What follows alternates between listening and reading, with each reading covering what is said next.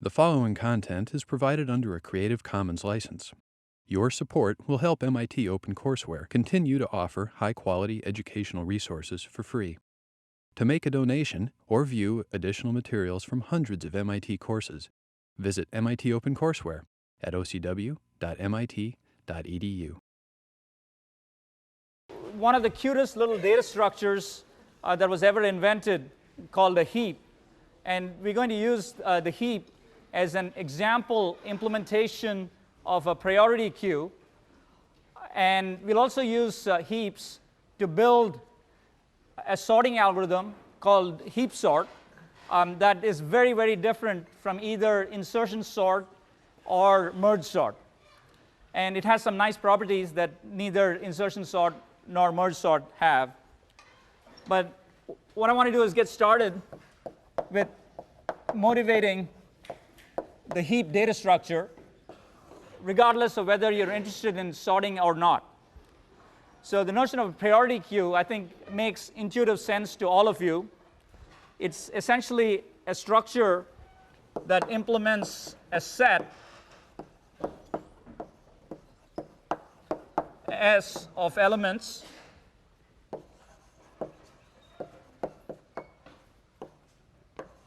and each of these elements is associated with a key.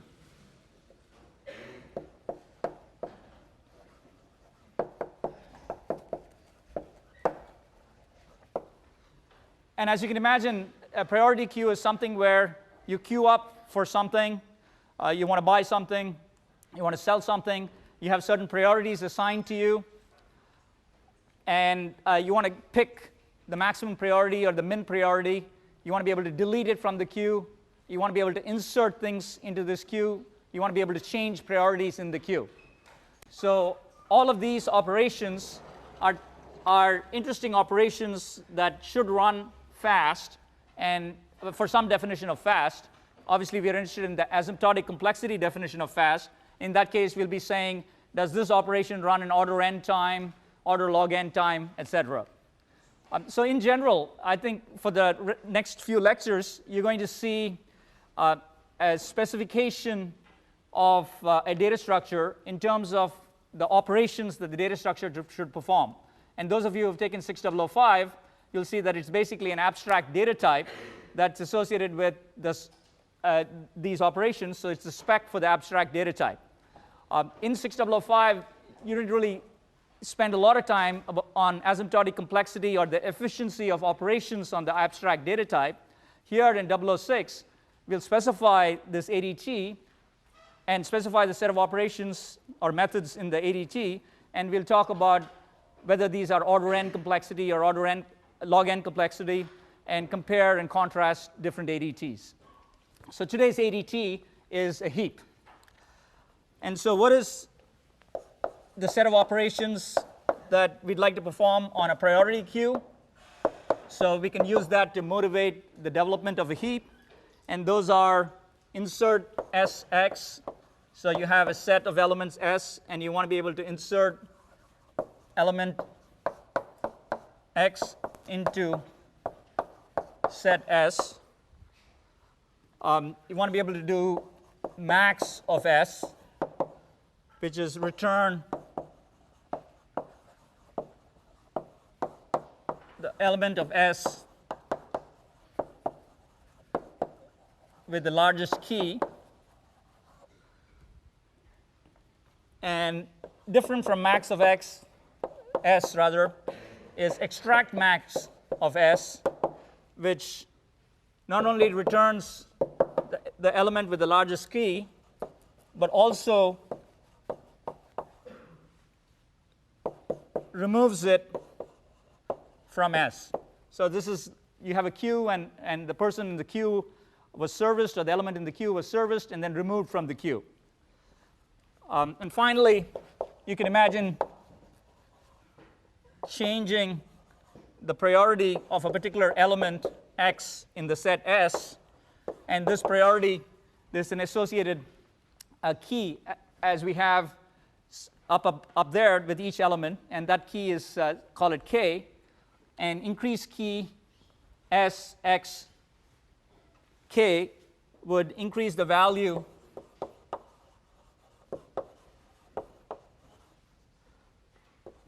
of x's key to the new value k.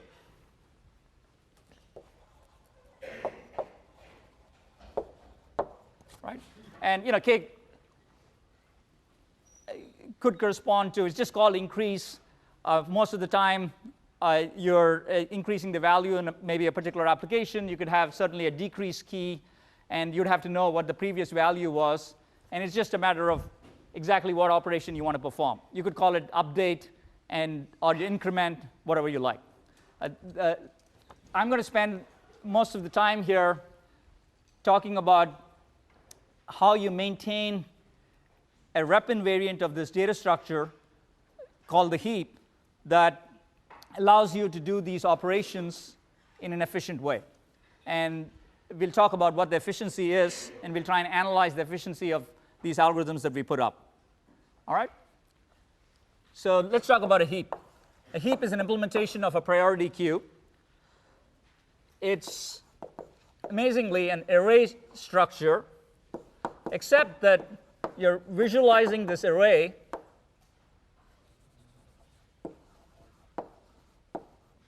as a nearly complete binary tree.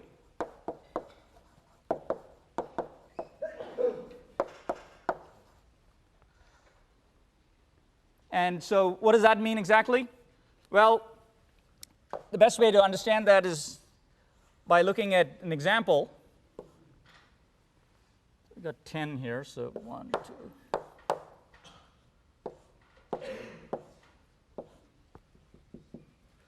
1, 2, 3, 4, 5, 6, 7, 8, 9, 10. So here's my array of 10 elements, and the elements are 16, 14,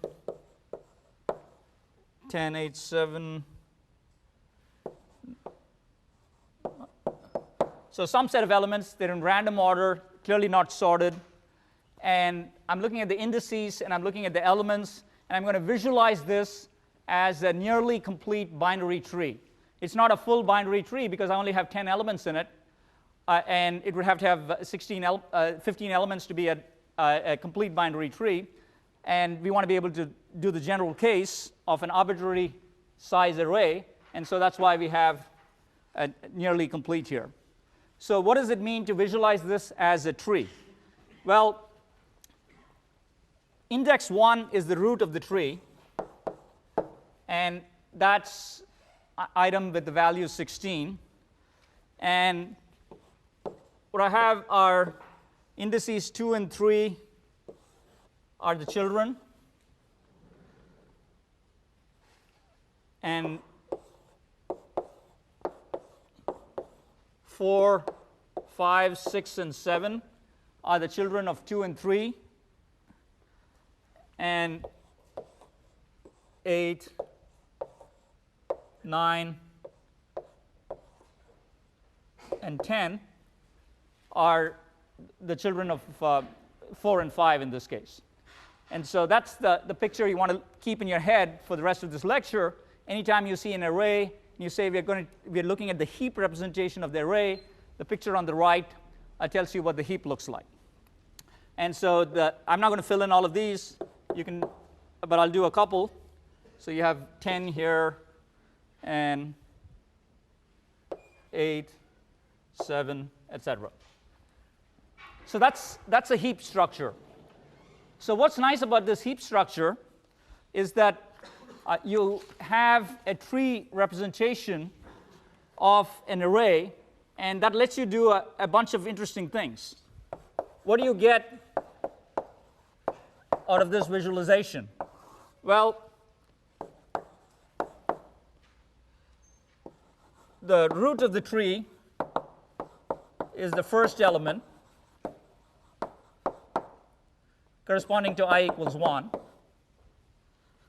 The parent of I is I over 2. The left child of I is 2i, and the right child of I is 2i plus 1. All right. So that's essentially what this mapping corresponds to. Now, on top of that, this is just what a heap corresponds to. We're going to have particular types of heaps that we'll call max heaps and min heaps. And as you can imagine, max heaps and min heaps have additional properties on top of the basic heap structure. So this is essentially a definition of a heap. Now I'm going to define what the max heap property is.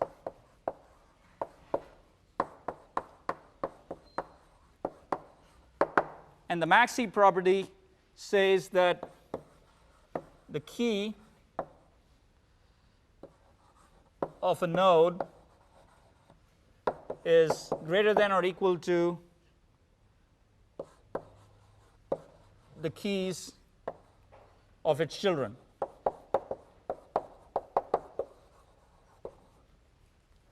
Okay, that's it. It's obviously recursive in the sense that you have to have this true for every node in the tree. And when you get down to the leaves of the tree, they're not children corresponding to the leaves, so that's a trivial property. But at higher levels, you're going to have children, and you have to check that. So if you look at this example here, maybe I should fill this whole thing out. So I have 8 and 7 here, and 6 would be 9, and I have 3 over here, and then 2, 4, 1, right? So we can look at this and check whether it has the max heap property or not. Does it have the max heap property, this heap? Yeah, all you have to do is look at these nodes, 1, 2, 3 indices, index 4, 5, 6, and well, you don't have to look at 6 and 7 because they don't have any children, but you could stop with 5 here, and you look at the children, and there you go. The parent is greater than or equal to either of its children or its only child in the case of node 5, and so you have the max heap property. Right? So fairly straightforward property, and you can imagine defining the min heap property in an equivalent way. All right? Just replace the greater than or equal to with less than or equal to. So right off the bat, what operation is going to be trivially performed on a max heap? This is kind of a trivial question, but yep. Just finding the biggest element. Exactly right. The max operation. Now, what about extract max? Is that trivially performed on a max heap? No, because so what do I mean by that? When you say a max is trivially performed, what it means is that you can return the max, you can find the maximum element or a maximum element, and you obviously don't modify the heap, and the heap stays the same, so it stays a max heap. In general, when we talk about data structures, and this goes back to rep invariance, which I mentioned already, you typically want to maintain this rep invariant, and so the rep invariant of our data structure, in this case, is a max heap property. Okay? So we want to maintain the max heap property as we modify the heap. So if you go from one heap to another, you start with the max heap, you want to end with the max heap. Okay? And it makes perfect sense because one of the simplest things that you want to do in a priority queue is you want to be able to create a priority queue, and you want to be able to run extract max on the priority queue over and over, right? And what that means is that you take the max element, you delete it, take the next max element, delete it, and so on and so forth, and there you go. All right?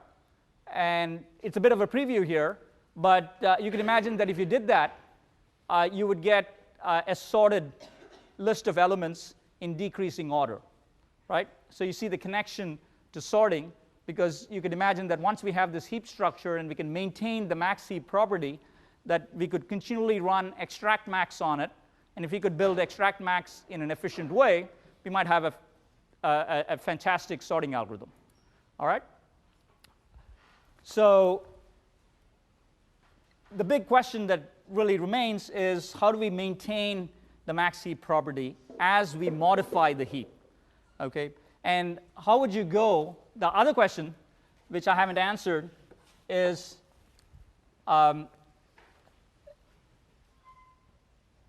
there's this array that turns out it was a max heap, okay? But it's quite possible that I have a trivial example of an array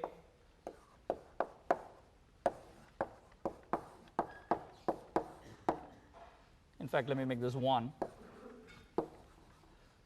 That is not a max heap. It's not a max heap, it's not a min heap.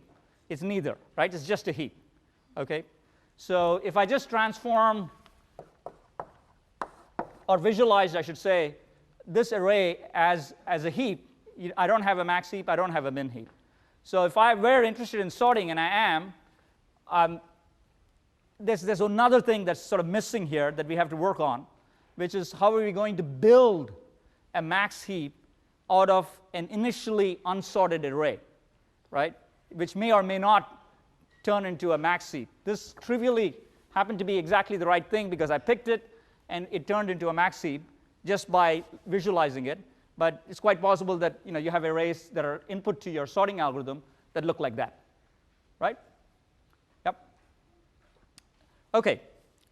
So let's dive into heap operations. I'm going to have to spend some time describing to you a bunch of different methods that you would call on a heap. And all of these methods are going to have to maintain our representation invariant or the max heap property. So what are the heap operations that we have to implement and analyze the complexity for? Well, we're going to have build max heap, which produces a max heap from an arbitrary or unordered array. So somehow I got to turn this into, for example, 4, 2, 1, okay? Which is in effect sorting this array, right? Or changing the order. Maybe not fully sorting it, but changing the order. So that's what I'll have to do. And build max heap is going to have to do that. In order to do build max heap, the first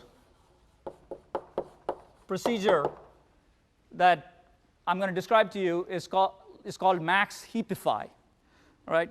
Heapify, right? Sounds a little strange, but I guess you can ify pretty much anything. So you correct a single violation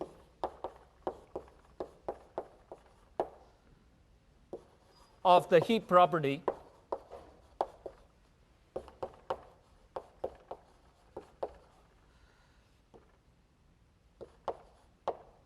in a subtree,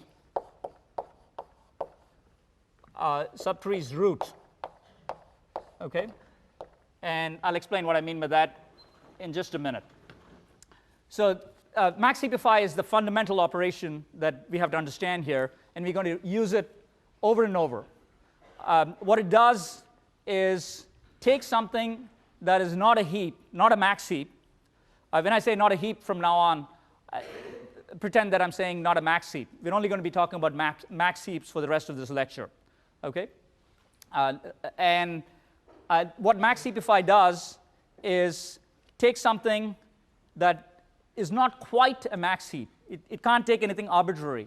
It's going to take something where there's a single violation of the max heap property at some subtree of this heap that is given to you, and there's a single violation of that.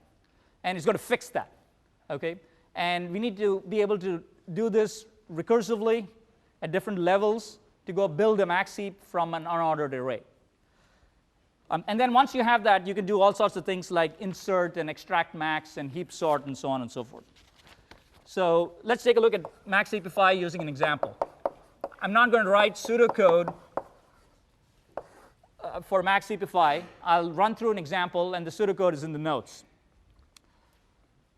The big assumption, and you can think of this as a precondition for running max heapify, is that the trees rooted at left eye and right eye are max heaps. Right? So max heapify is going to look like A comma I. A is simply the array, and I is the index. Okay?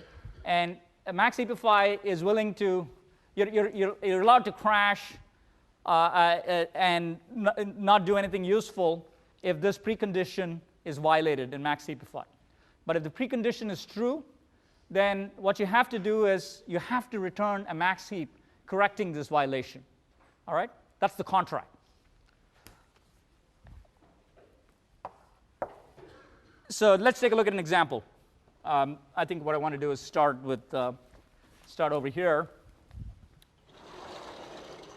I want you to see all of the steps here. So we'll take a simple example and we'll run through max heapify.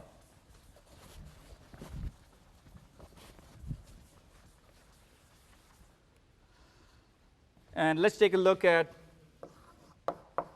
16.4.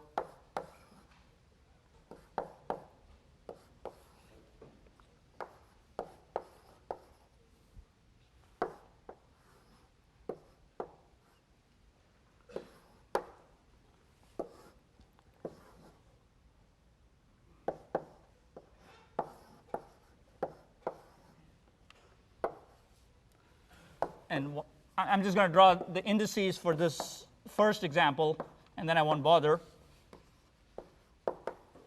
So there you go. Is this a max heap? No, because right here I got a problem. 4 is less than 14, therefore I have a violation. Right? And so if you look at the call max heapify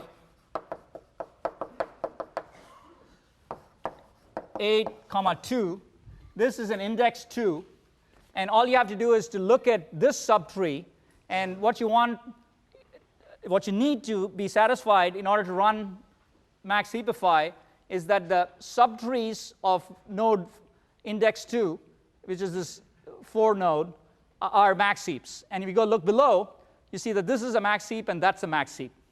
Okay? Most of the time, by the way, you'll be sort of working bottom up. And that's why this is going to make sense, right? This will all work out because leaves are, by definition, max heaps, because you don't have to check anything, right? When you put two leaves together and you want to create a tree like that or a heap like that, then you run max heapify. And then when you have a couple of different max heaps and you want to put them together to make it a bigger max heap, you'd have to run max heapify, right? So that's the way it's going to work. So you want to do max heapify A, 2, and one of the things that's going to be important, not in this example, but when we get to sorting, is that we want to know what the size of the heap is, and in this case, the heap size is 10. Right? So what does max heapify do? Well, all max heapify does is exchanges elements. And so if you looked at the code for max heapify and you walk through it, this is what it would do. You're going to look at 4 and 14, and it's going to say, OK, I'm going to look at both my children, and I'm going to go ahead and exchange with the bigger child. So I'm going to exchange A2 with A4. And what that would do is take this, make this 4, and make this 14. And that would be step 1. And then when you get to this point recursively, you'd realize that there's the max heap property at this level is violated. And so you would go ahead and call max heapify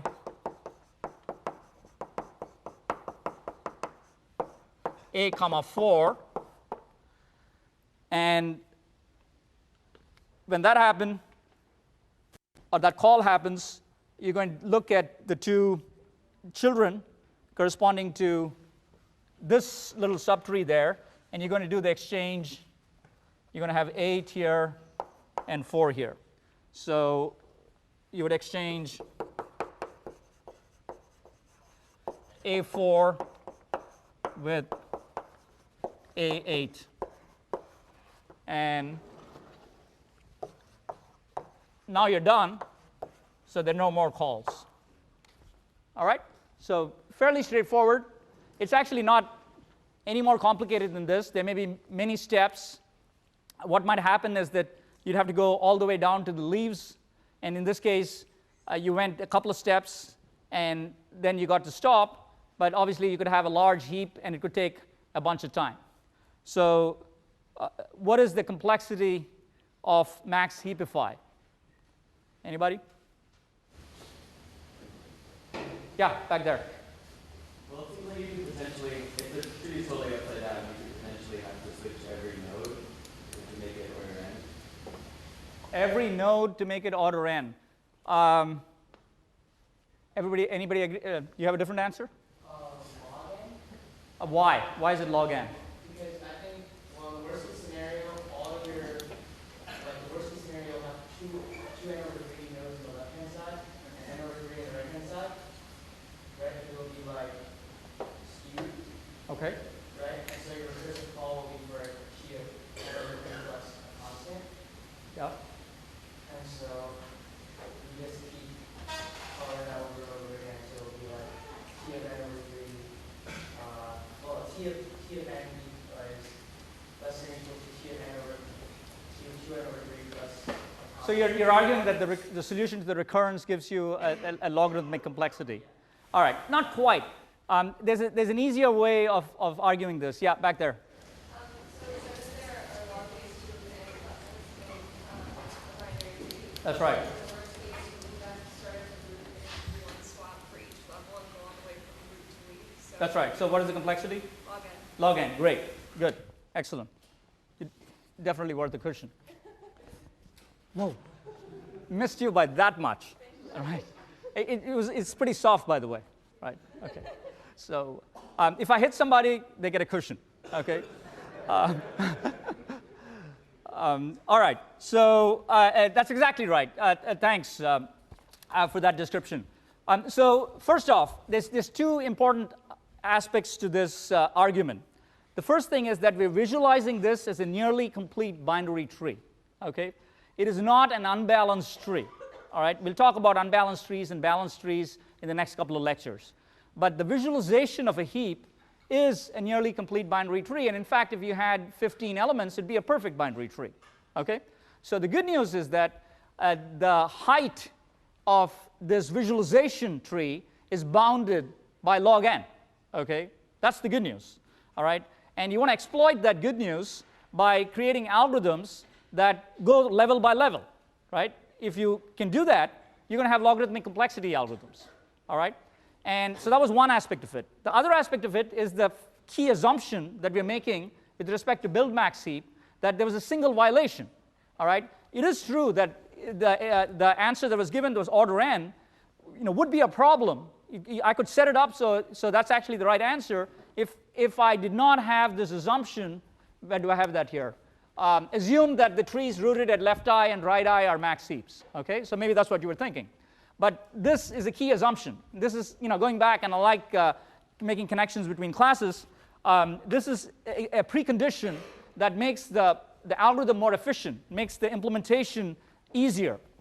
And this precondition essentially says that you have to just go down and do a number of steps. That's the number of levels in the tree, which is logarithmic. All right?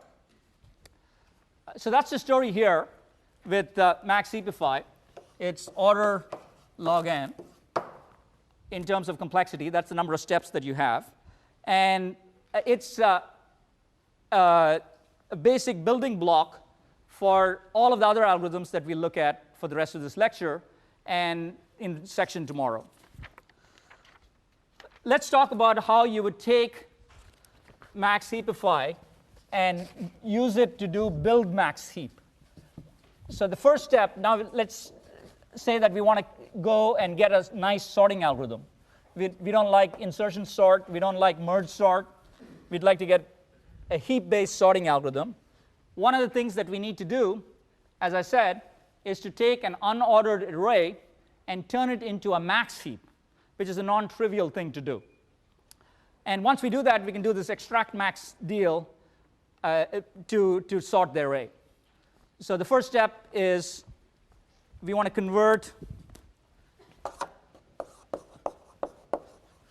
an array A 1 through n into a max heap. And the key word here is max heap because every array can be visualized as a heap. And I'm going to write the pseudocode for build max heap because it's 2 lines of code. And that's about the limit of the size of program I can really understand, or explain, I should say. And this is what it looks like.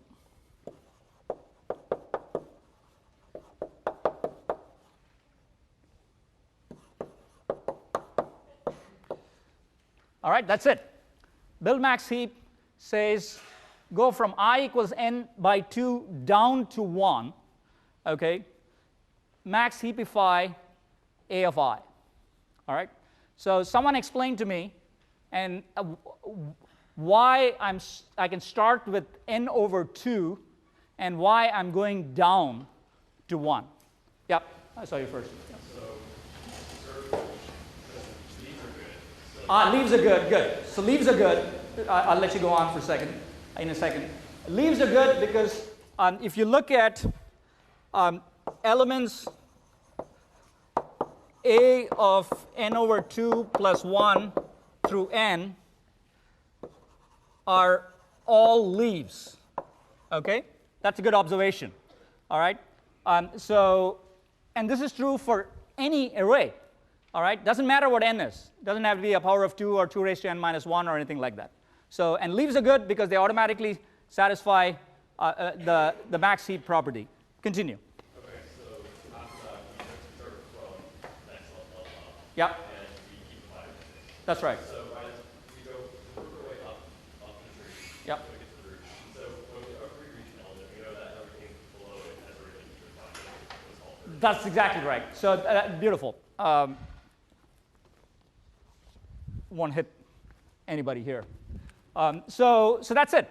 The reason this works is because you're calling max heapify multiple times, but every time you call it, you satisfy the precondition. Okay? And the leaves are automatically max heaps.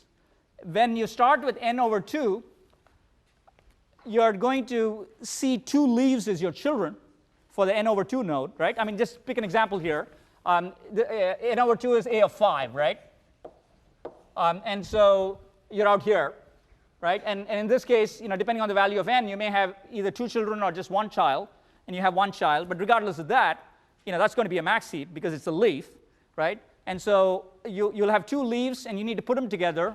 And that's a fairly straightforward process of attaching the leaves together. You might have to do a swap based on what the element is. One operation, and you get a small little tree that's a max heap.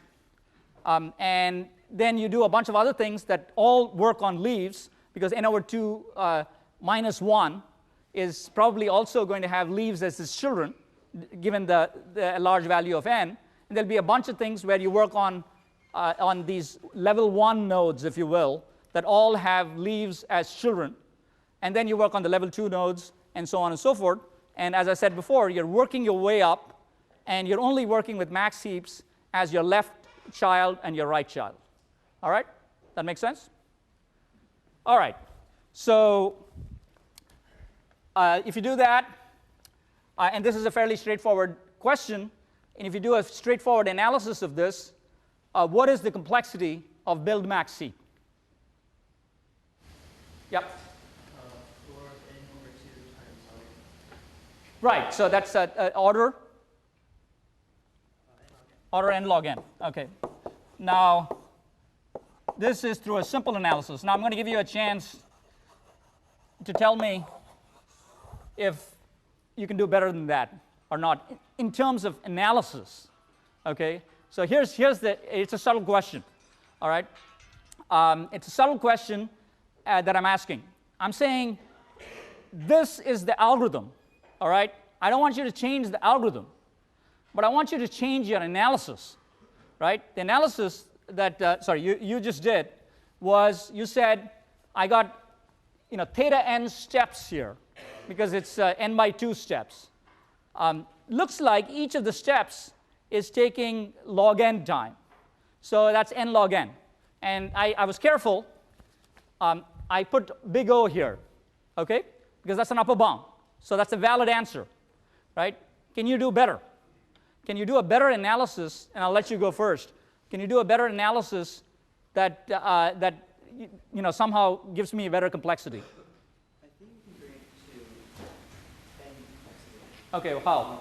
So each node takes a maximum of 2 comparisons. Yep. To determine the correct node position. Right. So for some n, there will be a constant number of comparisons to max heapify that all these things below it. So that'll be Yeah, it's hard to explain. You're on the right track. You're absolutely on the right track. So it turns out that, and I'll do this. It's going to take a few minutes here because I had to write some things out.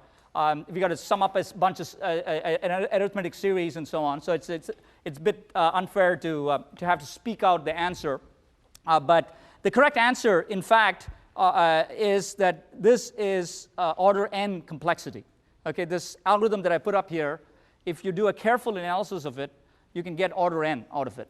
Okay, and we'll do this careful analysis. And I'll tell you why it's order n in terms of sort of a hand-wavy argument. Okay, the hand-wavy argument is that you're doing basically obviously no work for the leaves, but you're not even counting that because you're starting with n over 2. But when you look at the n over 2 node, it's essentially one operation or two operations in whichever way you count to build max heap, right? And so for that first level of nodes, it's exactly one operation, that the first level that are above the leaves. For the next level, you may be doing two operations. And so there's this increase in operations as you get higher and higher up, but there's fewer and fewer nodes as you get higher and higher up, right? Because there's only one node that is the highest level node, the root node. That node has logarithmic number of operations, but it's only one node, right? And then the ones down at the bottom have a constant number of operations, okay? So I'll put all of this down, and hopefully you'll be convinced by the time we've done some math here, or arithmetic here. But you can quantify what I just said fairly easily as long as you're careful about the accounting that we have to do. So this is really truly accounting. Analysis has a lot to do with accounting, and we're just being more careful with the accounting, as opposed to this straightforward argument that wasn't particularly careful with the accounting. So let's take a look at exactly this algorithm, and I want to make an observation, which is what I just did, but I'd like to write it out, where we say max heapify takes constant time for nodes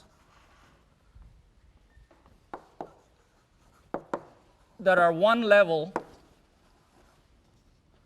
above the leaves,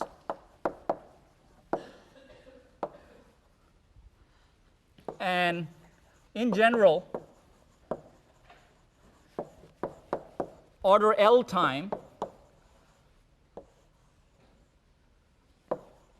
for nodes that are L levels above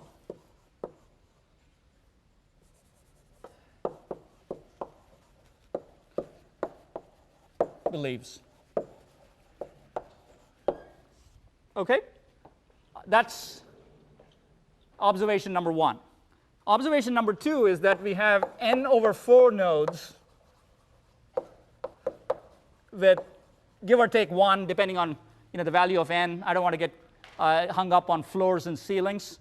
And in any case, we're eventually going to get an asymptotic result, so we don't have to worry about that. But we have n over 4 nodes with level 1, n over 8 with level 2, da da da da da, and 1 node at log with log n at sort of the log n level, okay, which is the root node. Okay, so there's this decrease in terms of nodes as the work that you're doing increases. All right, and that's the careful accounting that we have to do. And so all I have to do now to prove to you that this is actually an order n algorithm is to write a little summation that sums up all of the work across these different levels.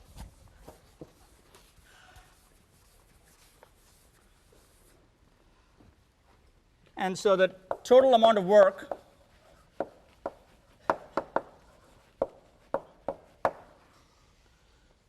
in the for loop can be summed as n divided by 4 times 1 times c. So there's some, I have one level here, and I'm going to do some constant amount of work for that one level. All right, so I'm just going to put c out there because eventually I can take away the c, right? That's the beauty of asymptotics, right? So we don't need to argue about how much work is done at that one level, how many swaps, et cetera, but the fact is that these n over 4 nodes are one level above the leaf, right? That's what's key. And then I have n over 8 times 2c plus n over 16 times 3c plus blah, blah, 1 times log of nc, right? I'm essentially written in an arithmetic expression exactly what I have observed on the board above. All right? Stop me if you have questions. Now, I'm going to set, just to try and make this a little easier to look at and easier to reason about, I'm going to set n over 4 to 2 raised to k, okay? And I'm going to simplify and just pulling out certain things, and this thing is going to translate to c times 2 raised to k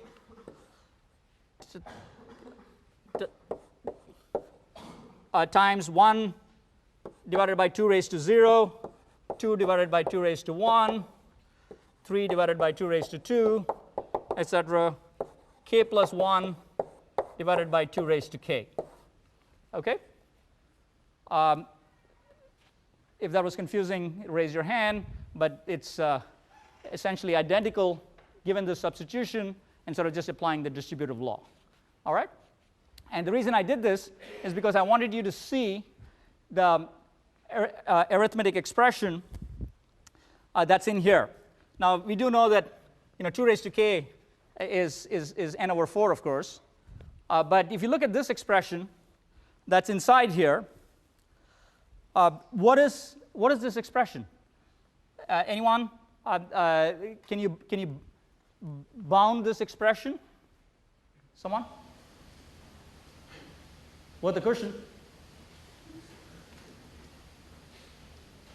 Remember your arithmetic series from wherever it was? Geometry? Yeah, you know better than I. I guess you took those courses, more recently. So what happens with that? I mean, those of you who have calculators, I mean, you could plug that in and, answer that. Yeah? No one? Yeah, go ahead. Forgetting about the numerator, you know that's going to converge to 2, right? That's exactly what I was looking for, right? Essentially, well, it's not quite 2 because you have a 1 here and you have a 1 here, but you're exactly right. I mean, 2 is good. Is asymptotics. I mean, come on. I'm not going to complain about 2 versus 3, right? So the point is, this is bounded by a constant, okay? It's bounded by a constant, all right? This is a convergence series, and it's bounded by a constant, all right? And we can argue about what that constant is. It's less than 3, okay? And it doesn't matter even if k goes to infinity, right? I mean, you want k to go to infinity, but it doesn't matter if k is small or k is large. This is bounded by a constant, okay? And that's the key observation. So what do we have left? What do we have left? We have a constant there, okay? We have a c, which is a constant, and we have 2 raised to k, which is really n, okay? So there you go. There you have your theta n complexity. Okay, now I can say theta n, because I know it's theta n, right? But big O of n, theta n, that's what it is, right? So that was, I'd say, a subtle analysis, clearly a little more complicated than anything we've done so far. And let me see if there are questions. How many people got this? I did too, right? Okay, someone who didn't get it, ask a question. What didn't you get? What step would you like me to repeat here? Any particular step? The step from n over 4 to 1c. To this thing here? Right here? Okay, so you're not convinced that this expression got translated to this expression. All right, so let me try and convince you of that. All right? So let's take a look at each of the terms. Okay?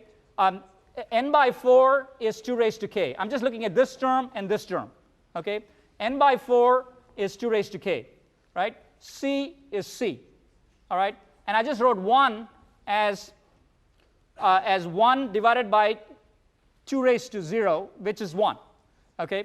And the reason I want you to do this is because I want to show you an expression where, in some sense, this is the term that is the summation for your expression. If you just replace this with, you can write that out as I equals 0 through k, I plus 1 divided by 2 raised to I. All right? That is the symbolic form of this expression which came from here. All right? And then the argument was made that this is a convergence series and is bounded by a constant. All right? That makes sense? Good. So that's pretty neat, right? I mean, you had the same algorithm, and voila, it suddenly got more efficient, right? Doesn't always happen. But that tells you that you have to have some care in doing your analysis, because what really happened here was you did a rudimentary analysis. You said this was order log n, big O log n, and you said this was theta n, and you ended up with this. But in reality, it's actually a faster algorithm. All right? So that's the good news. Build max heap can be done in order n time. Now, in the time that I have left, it turns out we're essentially all the way to heap sort, because all we have to do is once we have build max heap, I'll just write out the code for heap sort, and you can take a look at examples in the notes, the pseudocode, I should say, for heap sort. And it looks like this.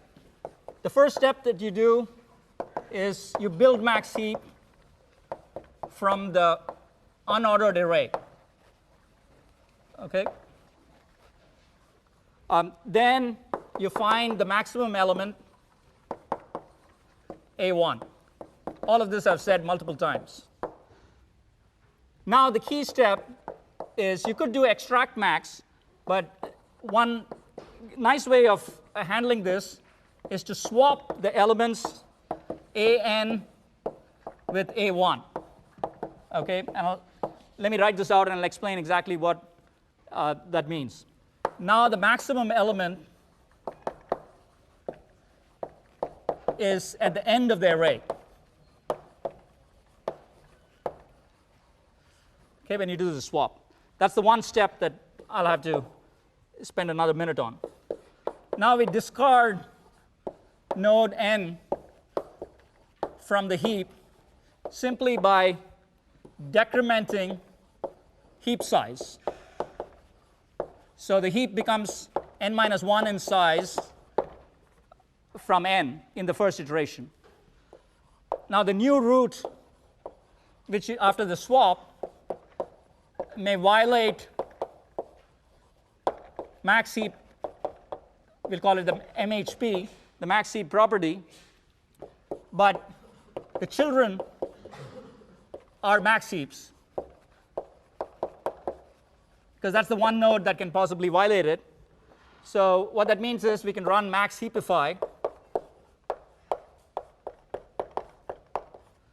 to fix this. And that's it. Once you do that, you go back to that step. So what's happened here exactly? Well, this part you know we spent a bunch of time on. You know that the top element is the maximum element. So you grab that, and you know that that's the maximum element.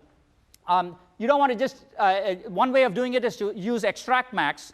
But rather than doing extract max, which I haven't explained to you, you could imagine that you go off and you swap the top element with the bottom element, and then you discard it. So here's a trivial example where, let's say I had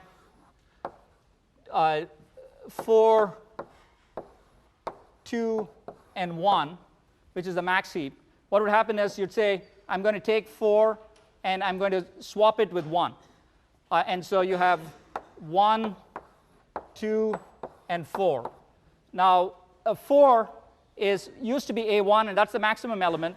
And I'm just going to delete it from the heap, which means I'm going to end up with a heap that looks like a heap, not a max heap, that looks like this. And I write down 4 here. 4 is the first element in my sorted array. Now I look at 1 and 2, and 1 and 2, this is obviously not a max heap, but I can run max. I know that the child is a max heap, so I can run max heapify on this, and what this turns into is 2 and 1. Okay? And at this point, I know that the max is the root because I've run max heapify, and I take 2 out, and at this point, after this, it becomes trivial, but that's the general algorithm. So this whole thing takes order n log n time, because even though build max heap is order n, the max element is constant time. Swapping the elements is constant time, but running max heapify is order log n time, and you have n steps. So you have an order n log n algorithm, but the first step was order n, which is what we spent a bunch of time on. So I'll show you, there are examples in the notes, and you'll get covered again in section. I'll stick around for questions. See you next time.